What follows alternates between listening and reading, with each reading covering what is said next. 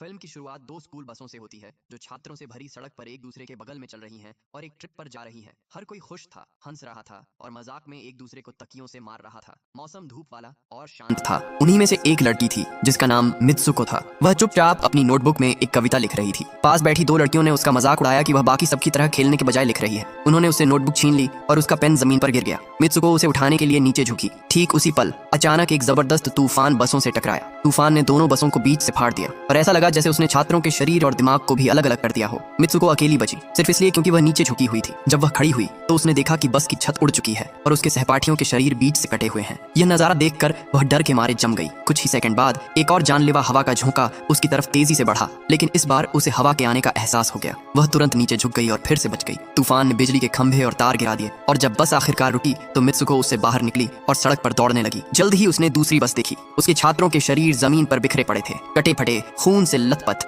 और चीखते चिल्लाते हुए। मित्सुको डर और घबराहट में दौड़ती रही। जैसे ही तूफान फिर से उसके करीब आया, उसने सड़क पर 4 लड़कियों को चलते हुए देखा। उसने उनमें से एक को पकड़कर जमीन पर खींच लिया। ठीक उसी पल जब तूफान उनसे टकराया, बाकी तीनों लड़कियां तुरंत मारी गईं। मित्सुको खुद को और उस एक लड़की को बचाने में कामयाब रही, लेकिन कुछ ही देर बाद वह लड़की भी मर गई जब वह साइकिल चला रहे कुछ लड़कों की मदद करने की कोशिश कर रही थी जो हवा की चपेट में आ गए थे। मित्सुको एक बार फिर अकेली रह गई। वह तब तक दौड़ती रही जब तक वह एक नदी के पास नहीं पहुंच गई। वहां उसने और भी लाशें देखी। छात्रों के शरीर पानी में तैर रहे थे। उसने नदी में अपना चेहरा धोया, खून से सने स्कूल यूनिफॉर्म के बजाय साफ कपड़े पहने और बिना किसी मंजिल के सड़क पर आगे बढ़ती रही। कई घंटों तक चलने के बाद वह एक लड़कियों के स्कूल में पहुंची। हैरानी की बात यह थी कि वहां के स्कूल यूनिफॉर्म बिल्कुल वैसे ही दिख रहे थे जैसा उसने पहना हुआ था। और भी ज्यादा अजीब बात यह थी कि वहां मौजूद हर कोई उसे जानता हुआ लग रहा था। अभी भी सदमे में मित्सुको ने उस अजीब हवा के बारे में कुछ नहीं कहा जिसने पहले सबको मार डाला था। तभी उसकी दोस्त अकी वहां आई, मुस्कुराते हुए बोली, चलो अंदर चलते हैं। मित्सुको उलझन में पड़ गई। उसे समझ नहीं आ रहा था कि वह और अकी अचानक फिर से एक ही स्कूल में कैसे आ गए। अकी ने चिंता से उसकी तरफ देखा। तुम कांप क्यों रही हो? हम तो हमेशा से यहाँ क्लासमेट रहे हैं। जब मित्सुको को हवा का एक झोंका महसूस हुआ तो वह फौरन नीचे झुक गई, लेकिन इस बार वह बस एक आम हवा थी। कुछ नहीं हुआ। अकी ने राहत की सांस ली। तुम आज कुछ अजीब बर्ताव कर रही हो। वे क्लास की तरफ चलते रहे जबकि मित्सुको यह समझने की कोशिश करती रही कि आखिर हो क्या रहा है। थोड़ी देर बाद हवा का एक और झोंका आया और मित्सुको फिर से घबरा गई। डर के मारे वह भाग खड़ी हुई। अकी उसके पीछे भागी, उसे शांत करने की कोशिश करते हुए बोली, घबराने की कोई बात नहीं है। आखिरकार मित्सुको थोड़ी शांत हुई। यहाँ तक कि टीचर भी ऐसे बर्ताव कर रहे थे जैसे मित्सुको हमेशा से ही वहाँ की छात्रा रही हो। जब वह अकी के साथ अकेली थी तो उसने पूछा, क्या मैं सच में यहाँ की छात्रा हूँ? अकी ने जवाब दिया, बेशक तुम हो। मित्सुको सोचने लगी कि शायद उसने उस सुबह जो कुछ देखा था वह बस एक सपना या उसका वहम था। उसने अकी को उस जानलेवा हवा के बारे में बताया जिसने उसके क्लासमेट्स की जान ले ली थी। बोलते हुए वह कांप रही थी। अकी ने धीरे से खिड़की खोली और कहा, देखो बाहर जो हवा है वह तो बस एक आम हवा है, वह तुम्हें कोई नुकसान नहीं पहुंचा सकती। उसने मित्सुको से अपना हाथ बाहर निकालने को कहा। मित्सुको ने वैसा ही किया और जब उसे वह शांत हवा महसूस हुई तो उसे अकी की बात पर यकीन होने लगा। दोनों ने एक दूसरे की तरफ देखा और अजीब सी हंसी हंस पड़े। उन्हें एहसास हो गया था कि यह हालात कितने अजीब थे। फिर अकी ने धीरे से कहा, शायद तुम्हारी याददाश्त चली गई है, इसीलिए तुम्हें यह स्कूल याद नहीं है। बाद में वे अपने कुछ दोस्तों से मिले। सबने मिलकर हंसी मजाक किया और उस दिन अपनी बाकी क्लासें छोड़ दी। वे हंसते खेलते जंगल की ओर निकल पड़े। मित्सुको को फिर से सचमुच खुशी महसूस हुई, जो उस डर के बिल्कुल उलट थी जो उसने पहले महसूस किया था। उसने खुद को यकीन दिलाया कि सुबह उसने जो कुछ भी देखा था वह बस एक बुरा सपना था। वे एक झील के पास पहुंचे और जरा दम लिया। अकी ने दूसरों को मित्सुको के उस अजीब सपने के बारे में बताया जिसमें एक जानलेवा हवा का जिक्र था, लेकिन लड़कियों में से एक री नाम की लड़की ने उसे बीच में ही टोक दिया। उसने कहा, क्या होगा अगर यह सच में हुआ हो सकता है कि मित्सुको किसी पैरेलल वर्ल्ड में चली गई हो। मैंने पढ़ा है कि ऐसे कई पैरेलल यूनिवर्स होते हैं। बाकी सबने उसकी बात को मजाक समझकर हंसी में उड़ा दिया। कुछ ही देर बाद उन्हें जमीन पर एक तकिया पड़ा मिला और वे उसे एक दूसरे की ओर उछालते हुए उसके साथ खेलने लगे। मित्सुको ने देखा कि पास ही 2 लड़कियां खड़ी हैं। उसने उनकी ओर देखा और मुस्कुराई, लेकिन अचानक ही वे दोनों हवा में गायब हो गईं। तब री ने मित्सुको से कहा, अगर तुम असलियत को बदलना चाहती हो तो तुम्हें कुछ ऐसा करना होगा जिसकी उम्मीद न हो, कुछ ऐसा जो आम बातों से बिल्कुल अलग हो। मित्सुको ने उन शब्दों पर बहुत गहराई से सोचा। बाद में वह और अकी स्कूल लौट आए और अपनी क्लासरूम में चले गए। मित्सुको ने देखा कि वहां जमीन पर एक और तकिया पड़ा है। उसे उठाया और मजाक में अकी की तरफ फेंक दिया, लेकिन उसी पल टीचर ने एक मशीन गन निकाली और स्टूडेंट्स पर गोलियां चलानी शुरू कर दी, जिससे क्लासरूम में मौजूद सभी लड़कियां अकी समेत सब मारी गईं। एक बार फिर सिर्फ मित्सुको ही जिंदा बची। जब टीचर ने उसकी तरफ बंदूक तानी और कहा, मरने से पहले प्रार्थना कर लो, तुमने क्लास बंक की थी। अचानक कहीं से 2 लड़कियां सामने आईं। उन्होंने मित्सुको को बचाया और उसके साथ भाग निकली। वे एक क्लासरूम के पास से गुजरी जहां अंदर मौजूद सभी लड़कियों को मार दिया गया था, इसलिए वे उसी कमरे में छिप गईं। लेकिन तभी एक और टीचर अंदर आया और उसने बची हुई छात्राओं में से एक को गोली मार दी। एक लड़की ने मुकाबला करने की कोशिश की, लेकिन वह तुरंत मारी गई। री ने मित्सुको को पकड़ा, उसे भागने में मदद करने की कोशिश की, लेकिन री को गोली लग गई और वह जमीन पर गिर पड़ी। अपनी आखिरी सांस लेते हुए उसने मित्सुको से कहा, भागो, इससे पहले कि वे तुम तक पहुंचे, भाग निकलने की कोशिश करो। मित्सुको बची हुई कुछ छात्राओं के साथ भागी, जबकि टीचर क्लासरूम की खिड़कियों से उन पर गोलियां चला रहे थे और क्लास से गायब रहने वाली किसी भी छात्रा को मार रहे थे। वे एक भी लड़की को भागने नहीं देना चाहते थे। 5 लड़कियां किसी तरह स्कूल से बाहर निकलने में कामयाब हो गईं। उनमें से एक ने मित्सुको की ओर मुड़कर कहा, तुम्हें कुछ सोचना होगा और कुछ करना होगा, ये सब कुछ तुम्हारे ही हाथों में है। मित्सुको को समझ नहीं आया कि उसका क्या मतलब था। अचानक हवा फिर से लौटी और उनके बीच से गुजर गई, जिससे मित्सुको को छोड़कर बाकी सभी लड़कियां मारी गईं। एक बार फिर वह पूरी तरह से अकेली रह गई। वह जानलेवा हवा लगातार उसका पीछा कर रही थी। मित्सुको बहुत दूर तक भागी, जब तक कि वह शहर में नहीं पहुंच गई। वह भीड़ भरी सड़कों से गुजरते हुए भागती रही, लेकिन हैरानी की बात यह थी कि उसे जो भी इंसान दिखाई दे रहा था वह एक औरत ही थी। जब उसने एक पुलिस स्टेशन का साइन देखा तो वह रुक गई और मदद के लिए अंदर भागी। अंदर उसकी मुलाकात एक महिला पुलिस अधिकारी से हुई। अधिकारी को लगा कि मित्सुको पागल हो गई है, क्योंकि उसने बोलने या यह बताने से मना कर दिया था कि वह क्यों रो रही है। सांस फूलने और कांपने की हालत में मित्सुको ने हवा की दिशा की ओर इशारा करने की कोशिश की। अधिकारी ने उसकी ओर अजीब नजर से देखा और अचानक उसे एक दूसरे नाम से पुकारा। वो, उसने पूछा, तुमने स्कूल की यूनिफॉर्म क्यों पहनी हुई है? मित्सुको एक शीशे की ओर मुड़ी और हैरान रह गई। उसकी परछाई बिल्कुल अलग दिखाई दे रही थी। पता चला कि उस अधिकारी का नाम टोमो था और वह असल में को की दोस्त थी। टोमो मुस्कुराई और बोली, तुम्हें खुश होना चाहिए, तुम्हारी शादी कुछ ही घंटों में होने वाली है। मित्सुको या अब को पूरी तरह से हैरान थी। वह अभी भी सदमे में थी, कुछ सोच या बोल नहीं पा रही थी। उसने बस टोमो को वह सब करने दिया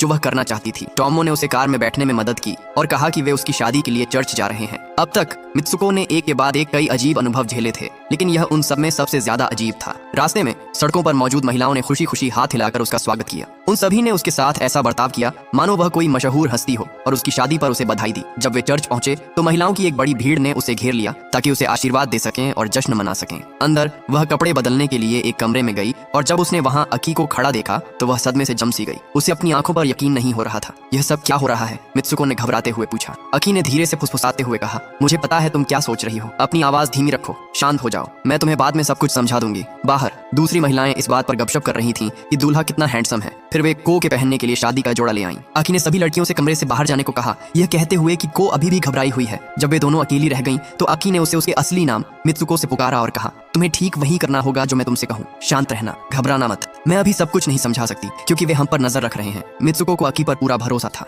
इसलिए उसने अकी को अपनी मदद करने दी। अकी ने उसे शादी का जोड़ा पहनने में मदद की और यह पक्का किया कि सब कुछ एकदम सही दिखे। जब मित्सुको तैयार हो गई तो कुछ लड़कियां उसे शादी की रस्म के लिए ले जाने आईं, लेकिन अचानक अकी ने उन पर हमला कर दिया और उन सभी को मार डाला। वह मित्सुको को सिखाना चाहती थी कि लड़ाई कैसे की जाती है। उसने मित्सुको के हाथ में कांच की एक टूटी हुई बोतल थमा दी और कहा, जो भी तुम्हें असुरक्षित महसूस कराए उस पर हमला करने के लिए इसका इस्तेमाल करना। मित्सुको ने सिर हिलाया और फूलों के गुलदस्ते के बजाय कांच की बोतल हाथ में लिए हुए वेदी की ओर बढ़ गई। शादी में आए मेहमान, जो सभी औरतें थीं, ने तालियां बजाईं और उसका हौसला बढ़ाया। फिर वह चौंकाने वाला पल आया। सबके सामने दूल्हे की जगह एक ताबूत रखा था। जब वह खुला तो उसके अंदर को के होने वाले पति की लाश पड़ी थी। उसका चेहरा सुअर जैसा था। मेहमान अचानक अजीब हरकतें करने लगे। वे मित्सुको का मजाक उड़ा रहे थे, हंस रहे थे और उसे ताबूत की ओर धकेल रहे थे। जब उन्होंने उसे लाश को चूमने के लिए मजबूर करने की कोशिश की तो मित्सुको चीख पड़ी और उसने कांच की बोतल से उस पर वार कर दिया। फिर वह बाकी लोगों की ओर मुड़ी और घबराहट तथा गुस्से में आकर अपने आसपास मौजूद कुछ औरतों को भी मार डाला। अकी फिर से वहां आ गई और उसे शांत करने की कोशिश करने लगी,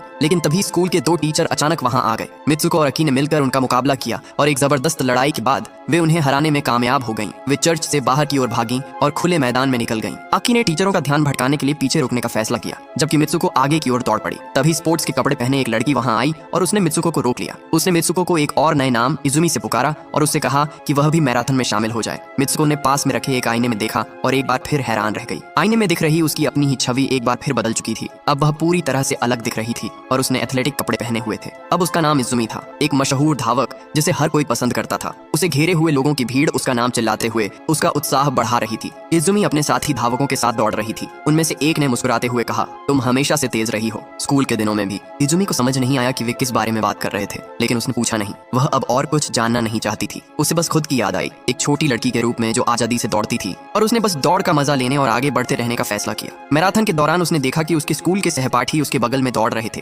लेकिन अचानक सुअर जैसे चेहरे वाला आदमी और शिक्षक उसका पीछा करते हुए दिखाई दिए। इजुमी के साथ दौड़ रही लड़कियों ने चिल्लाकर उसे कहा, हिम्मत रखो, तुम ही अकेली हो जो इस दुनिया से बचकर निकल सकती हो। इजुमी ट्रैक से हटकर दौड़ पड़ी। अपनी पूरी ताकत लगाकर खुद को आगे बढ़ाया, जब तक कि वह खुद को घने जंगल में एक अंधेरी गुफा के सामने खड़ी नहीं पाया। अंदर एक अजीब लड़की ने उसे देखा, उसका हाथ पकड़ा और उसे गुफा के अंदर ले गई, जहाँ कई और लड़कियां जमा थीं। वे सभी बहुत डरावनी दिख रही थीं। वे इजुमी जैसी ही दिखती थीं, लेकिन उनके चेहरे बालों से ढके हुए थे और उनकी मौजूदगी बेचैन करने वाली थी। जो लड़की उसे वहां लाई थी, उसने ठंडे लहजे में कहा, अगर तुम नहीं मरी तो हम सब मर जाएंगे। उसने अचानक इजुमी पर हमला कर दिया और उसे मारने की कोशिश की, लेकिन ठीक उसी समय अक्की वहां आ गई और अपनी दोस्त को बचा लिया। अक्की ने इजुमी से बहुत जरूरी बात कही, मेरे पीछे पीछे दोहराओ, चाहे कुछ भी हो जाए। ये वाक्य दोहराती रहना, मैं मित्सुको हूँ। इजुमी कांपते हुए और उलझन में दोहराने लगी, मैं मित्सुको हूँ, मैं मित्सुको हूँ। बार बार धीरे धीरे उसकी आवाज मजबूत होती गई और आखिरकार उसका शरीर वापस अपने असली रूप में बदल गया। वह फिर से मित्सुको बन गई थी। मित्सुको ने अक्की की तरफ देखा और कहा, प्लीज मुझे सब कुछ समझाओ। अक्की ने गहरी सांस ली और कहा, हम असली दुनिया में नहीं है मित्सुको, ये जगह पूरी तरह से एक भ्रम है, एक बनावटी सच्चाई। तुम यहाँ की मुख्य पात्र हो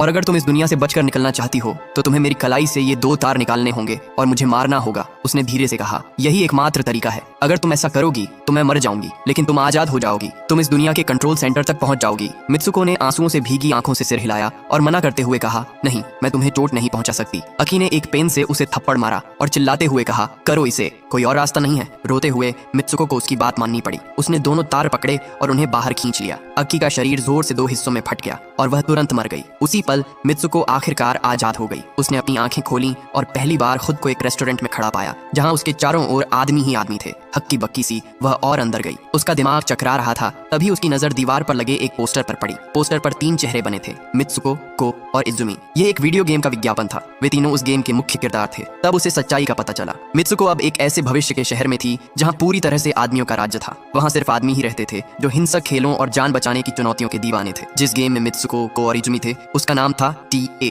एक आदमी उसके पास आया और उसे पहचानते हुए घूरने लगा। उसने कहा, मैं तुम्हें जानता हूँ, तुम अब भविष्य में हो। मित्सुको की आंखें हैरानी से फटी की फटी रह गईं। वह बेहोश हो गई। जब उसे होश आया तो उसने खुद को फिर से एक गुफा में पाया, वैसी ही गुफा जैसी वह पहले देख चुकी थी। अंदर गेम के सभी किरदार मौजूद थे। उनके शरीर बेजान पुतलों की तरह सुरक्षित रखे हुए थे। जैसे जैसे वह और अंदर गई, उसने एक बूढ़े आदमी को एक बड़ी स्क्रीन के सामने बैठे देखा, जो मित्सुको के किरदार का इस्तेमाल करके TA गेम खेल रहा था। वह उसकी ओर मुड़ा और बोला, तब से अब तक 15 साल बीत चुके हैं। जब तुम हाई स्कूल में थी तो मैं तुम्हें बहुत पसंद करता था। तुम्हारी मौत के बाद मैंने तुम्हारा और तुम्हारी सहेली का DNA लिया और तुम दोनों की 3D कॉपी बना ली। मित्सुको डर के मारे जम सी गई। वह अपने और अक्की के हूबहू दिखने वाले पुतलों को देख रही थी जो पास ही खड़े थे। बूढ़ा आदमी अजीब सी मुस्कान के साथ मुस्कुराया। उसने गर्व से कहा, मैंने ये कॉपी अपने गेम में इस्तेमाल करने के लिए बनाई है। फिर एक नौजवान अंदर आया और मित्सुको से बिस्तर पर लेट जाने को कहा। उस बूढ़े आदमी ने ऐसा करने का हुक्म दिया था, जैसा यह कहता है वैसा ही करो। डर के मारे मित्सुको बिस्तर की ओर बढ़ने लगी। वह आदमी उसे छूने ही वाला था कि अचानक उसे रे की बातें याद आ गईं। कुछ ऐसा करो जिसकी उम्मीद न हो, कुछ ऐसा जो आम न हो। अगर तुम इस भ्रम से बाहर निकलना चाहती हो